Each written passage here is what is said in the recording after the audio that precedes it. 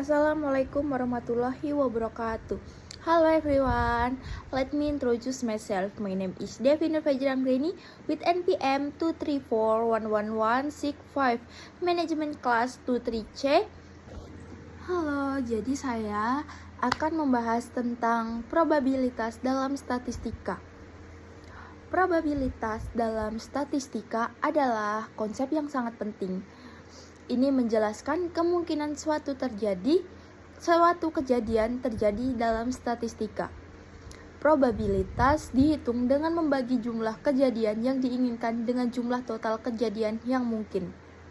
Contohnya, jika kamu melempar koin sekali atau 2 kali, kemungkinan hasil kepala atau ekor, probabilitas mendapatkan kepala adalah setengah. Karena ada satu hasil yang diinginkan, yaitu kepala, dan 2 hasil yang mungkin adalah kepala atau ekor. Probabilitas dapat dinyatakan sebagai pecahan desimal atau persentil. Misalnya, probabilitas setengah dapat juga ditulis sebagai 0,5 atau 50%. Ada beberapa jenis probabilitas, yaitu probabilitas klasik. Probabilitas kejadian dihitung berdasarkan alasan logis dan pengetahuan tentang kejadian tersebut. Probabilitas empiris. Probabilitas dihitung berdasarkan data yang dikumpulkan dari eksperimen atau observasi. Probabilitas subjektif. Probabilitas didasarkan pada keyakinan pribadi atau penilaian seseorang. Probabilitas digunakan di berbagai bidang, termasuk ilmu pengetahuan, teknik, dan bisnis. Misalnya, dalam bidang kesehatan, probabilitas digunakan untuk menghitung resiko terkena penyakit. Dalam bidang keuangan, probabilitas digunakan untuk memprediksi hasil infeksi. Dan selanjutnya, saya akan menjelaskan tentang contoh lain dari ketiga jenis probabilitas. Yang pertama ada probabilitas klasik. Melempar dadu. Jika kamu melempar dadu 6 sisi standar, ada 6 hasil yang mungkin, yaitu 1, 2, 3, 4, 5, atau 6. Probabilitas mendapatkan angka genap, yaitu 2,4 atau 6 adalah 3/6, sama dengan setengah, karena ada 3 hasil yang diinginkan dari 6 hasil yang mungkin. Mengambil bola dari kotak. Dalam kotak berisi 5 bola merah dan 5 bola biru. Probabilitas mengambil bola merah adalah 5/10 sama dengan setengah, karena ada 5 bola merah dan 10 bola total. Probabilitas implisit. Prediksi cuaca. Jika dalam 10 tahun terakhir hujan turun pada tanggal 17 November sebanyak 5 kali, maka probabilitas empiris hujan turun pada tanggal 17 November tahun ini adalah 5/10 sama dengan setengah.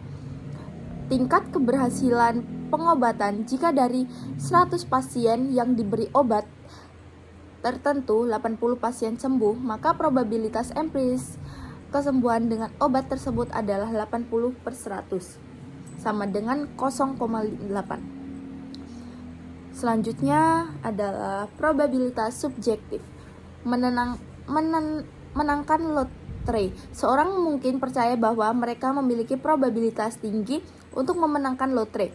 Meskipun probabilitasnya sebenarnya sangat rendah, keberhasilan proyek bisnis seorang pengusaha mungkin percaya bahwa bisnis barunya memiliki probabilitas tinggi untuk sukses, meskipun analisis pasar menunjukkan sebaliknya. Contoh lain yang lebih spesifik adalah probabilitas klasik. Dalam permainan kartu poker, probabilitas mendapatkan royal flush, yaitu AC, king, queen, jacks, dan 10 dari satu warna, dapat dihitung dengan menggunakan probabilitas klasik. Probabilitas empiris. Probabilitas seorang atlet untuk mencetak gol dalam pertandingan sepak bola dapat dihitung berdasarkan data historis tentang beberapa kali mereka mencetak gol dalam pertandingan sebelumnya. Probabilitas subjektif.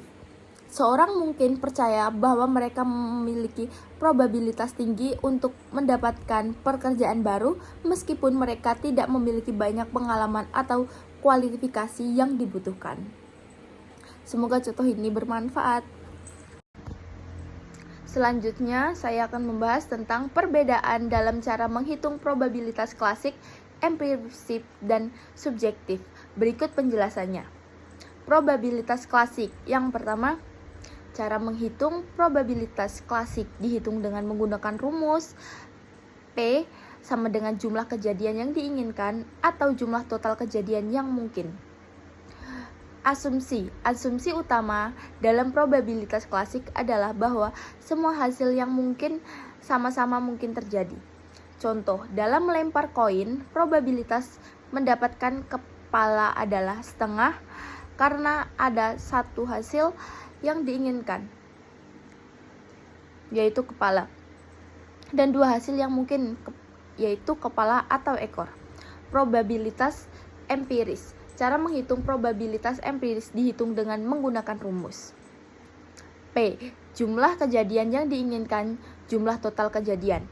Data probabilitas empiris berdasarkan pada data historis atau pengamatan eksperimen.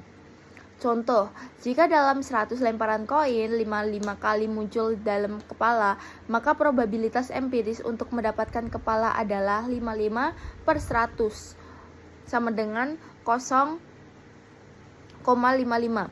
Probabilitas subjektif. Cara menghitung probabilitas subjektif tidak dihitung dengan menggunakan rumus. Ini didasarkan pada penilaian pribadi, keyakinan, atau institusi seseorang. Tidak ada rumus atau metode yang pasti untuk menghitung probabilitas subjektif. Contoh, seseorang mungkin percaya bahwa mereka memiliki probabilitas tinggi untuk menangkan lotre. Meskipun probabilitas sebenarnya sangat rendah, percayanya ini berdasarkan pada institusi atau keyakinan pribadi, bukan pada data objektif atau penghitungan logis. Perbedaan dalam cara menghitung. Probabilitas klasik menggunakan rumus dan didasarkan pada logika dan kesamaan kemungkinan semua hasil. Probabilitas empiris menggunakan data historis atau pengamatan untuk menghitung probabilitas. Probabilitas subjektif tidak memiliki rumus atau metode yang pasti didasarkan pada penilaian kepribadian. Kesimpulannya adalah probabilitas klasik dan empiris lebih objektif karena didasarkan pada logika atau data objektif. Probabilitas subjektif lebih subjektif karena didasarkan oleh opini pribadi.